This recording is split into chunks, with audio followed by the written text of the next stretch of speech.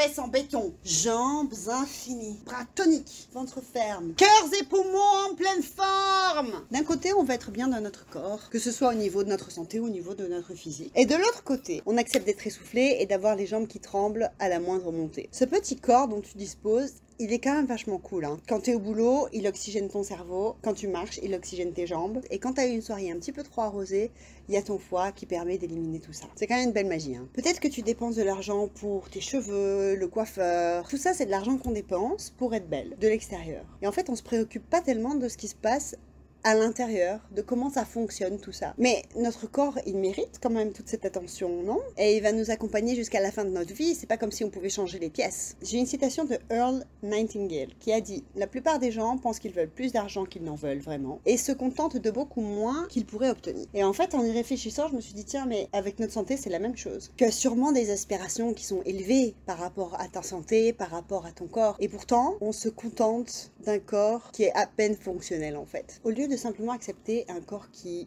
fait le taf, est-ce que ce serait quand même pas plus inspirant de se dire que notre corps nous permet de faire tout ce qu'on veut, qu'il fonctionne comme une machine super bien huilée? Moi, quand j'ai réfléchi, je me dis en fait la santé, ça a beaucoup plus de valeur que de l'argent. Tant que tout va bien, on se pose même pas la question. C'est au moment où on tombe malade, c'est au moment où on se casse quelque chose, que là on se rend compte à quel point cette enveloppe corporelle, c'est notre véhicule de tous les jours et il faut en prendre soin. Et comme une voiture, il faut faire de l'entretien. Si on l'utilise pas, il s'encrasse. Alors moi j'ai une question pour toi. Qu'est-ce que tu pourrais faire pour prendre meilleur soin de ton corps? Commente ici les idées auxquelles tu penses qui pourraient t'aider à être en meilleure santé. Ça pourrait être manger mieux, dormir plus, méditer davantage, bouger plus. L'enjeu d'avoir un corps en bonne santé, il n'est pas qu'esthétique. Prends-en soin.